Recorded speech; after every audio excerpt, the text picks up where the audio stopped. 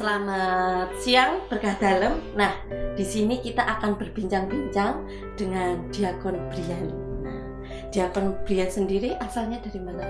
Asalnya dari ibu.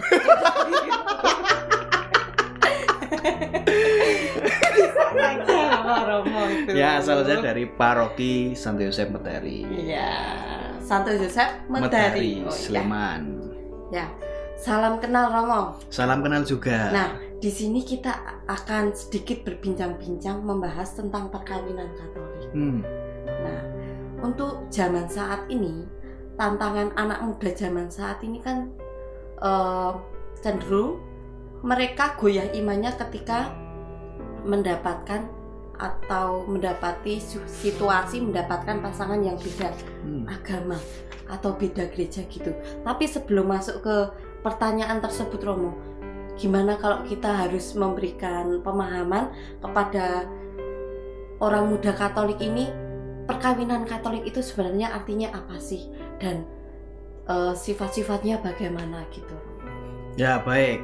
Kalau kita bicara mengenai perkawinan dalam gereja Katolik, kita tentu akan selalu merujuk dari buku kita ini. Kita punya yang namanya Kitab Hukum Kanonik atau Codex Iuris Canonici. Apa itu Romo? KHK itu? Ini KHK. Buku KHK ini adalah kitab hukumnya orang Katolik. Di sini mengatur berbagai hal yang ada di dalam gereja Katolik, termasuk di dalamnya soal perkawinan. Dan kalau kita negara, berarti seperti kayak undang-undang gitu ya? Seperti undang-undang dalam konsep kenegaraan. Tapi gereja juga punya. Kenapa harus punya? Ya supaya segala hal itu juga bisa diatur sedemikian rupa supaya kehidupan hidup gereja juga tertata. Nah, kalau kita mau omong soal perkawinan, kita akan melihat misalnya dari kanon 1055 dan seterusnya. Kalau kita omong soal perkawinan. Nah, sebelum lebih jauh ngomong soal perkawinan, kita harus kenal dulu apa itu perkawinan. Perkawinan kalau dalam kanon 1055 paragraf pertama dikatakan sebagai perjanjian yang dengannya seorang laki-laki dan seorang perempuan membentuk antara mereka persekutuan. Jadi harus digarisbawahi ya. Perkawinan dalam gereja Katolik hanya dilakukan oleh seorang laki-laki dan seorang perempuan.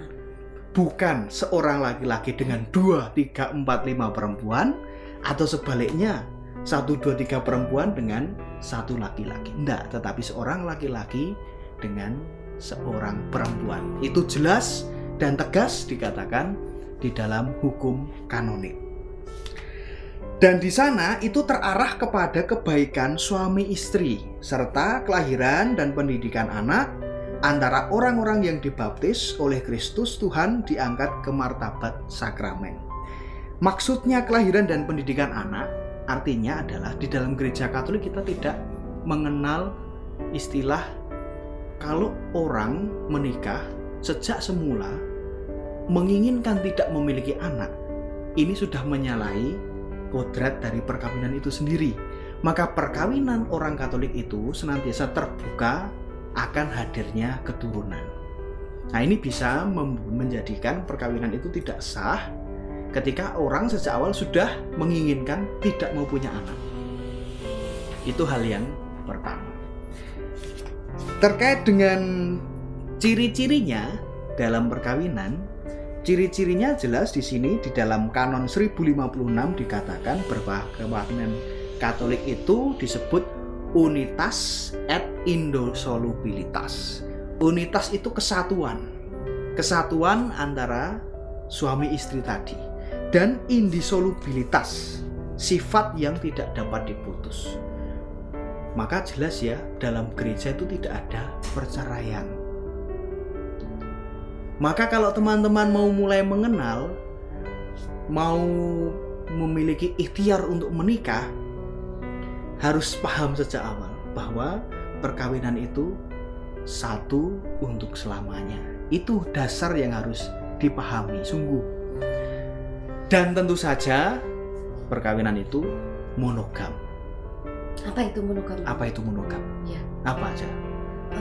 satu gitu Pak Romo. Satu. Iya, ya. Untung saya tidak salah. Artinya satu laki-laki dan satu perempuan. Itu maksudnya monogam. Nah, terima kasih Romo. Sekarang kita kembali ke yang awal tadi, yang apa namanya, problem yang utama dan pertama. Iya, bukan yang pertama sih, yang utama yang ingin kita bahas.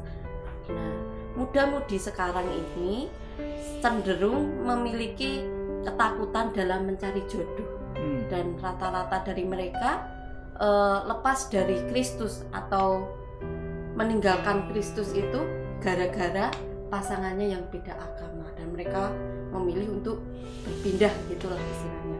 Nah, itu bagaimana Romo? Nah, sekarang ini memang kita banyak ya, kita jumpai di antara teman-teman kita orang muda yang karena pacaran beda agama, ya mungkin kalau ditanya orang banyak ya alasannya. Kenapa kok pacarannya dengan itu? Kenapa kok tidak dengan yang seiman? Tentu ada banyak sekali alasan, tetapi juga ini membahas soal perasaan ya. Tentu saja ini membahas soal perasaan. Orang umumnya akan mengatakan, ya saya sudah cocok dengan dia, saya sudah sreg, saya sudah oke lah, dan saya merasa ini jodoh saya, dan dia ini ya mantep di hatinya. Nah, kalau soal hati ini kadang-kala menjadi hal yang susah. Tetapi terkait dengan hal itu, kita juga perlu tahu bahwa dalam perkawinan itu ada dua hal sekurang-kurangnya yang masuk atau dikatakan sebagai halangan perkawinan. Yang pertama halangan gerejawi, yang kedua adalah halangan kodrati. Nah, kedua halangan ini membuat perkawinan menjadi tidak sah. Tetapi terkait dengan perkawinan beda agama itu termasuk sebagai halangan gerejawi. Nah, halangan gerejani itu bisa dimintakan dispensasi. Dispensasi itu dimintakan kepada, kalau dalam bahasa hukum kanonik, dimintakan kepada ordinaris wilayah. Nah, siapa yang masuk dalam ordinaris wilayah? Yang termasuk di dalam ordinaris wilayah yang pertama tentu saja uskup diosesan. Lalu setelah uskup, dengan bentuk di Kusupan Agung Semarang ini ada namanya kevikepan. Dengan kita memiliki yang namanya Romo Vikep. Ya, kalau di Kedu, yang masuk Kedu termasuk Mertoyudan, ya, termasuk Borobudur ini juga, lalu ya Mundilan dan lain sebagainya, itu masuk dalam kevikepan Kedu. Nah, Romo Vikep ini disebut vikaris episkopalis, itu juga disebut sebagai ordinaris wilayah. Sehingga terkait dengan dispensasi ini bisa diajukan kepada ordinaris wilayah, yaitu kepada Romo Vikep. Caranya bagaimana? Caranya ya kedua pasangan itu datang kepada pastor paroki pertama-tama tentu saja. Omong dengan pastor paroki terkait kalau mau menikah, lalu tentu akan diberikan syarat-syaratnya dan juga ada pendampingan-pendampingan yang diberikan untuk persiapan menuju kepada perkawinan itu sendiri. Tapi terkait dengan halangan gerejani yang tadi adalah beda agama, itu bisa dimintakan dispensasi. Namanya dispensasinya disparitas kultus. Nama gitu dispensasinya disparitas kultus. Itu untuk perkawinan beda agama. Nah, itu sifatnya tetap sakramen atau apa Romo kalau beda agama? Perkawinan itu adalah perkawinan sah dalam gereja Katolik. Ya, perkawinan itu tetaplah perkawinan yang sah. Tetapi perkawinan itu tidak sakramen. Kenapa? Karena perkawinan yang sakramen adalah perkawinan yang dilakukan oleh dua orang dibaptis. Jadi perkawinan antara orang-orang yang dibaptis itu perkawinannya sakramen. Tetapi perkawinan yang beda agama, kendati di antara satu dibaptis, yang satu pihak tidak dibaptis, itu tetaplah perkawinan yang sah menurut gereja Katolik.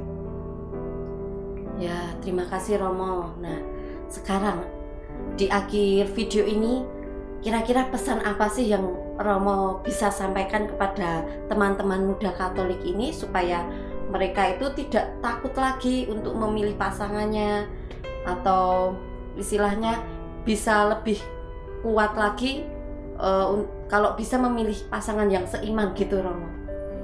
Baik teman-teman, tentu kami para imam, hierarki dalam gereja tentu saja berharap teman-teman memilih pasangan yang seiman. Kenapa? Kendati teman-teman itu imannya mungkin dulu baptisnya baptis bayi, yang membaptiskan orang tuanya. Kan saya baptis bayi, ini kan bukan keinginan saya, kan ini keinginan orang tua saya.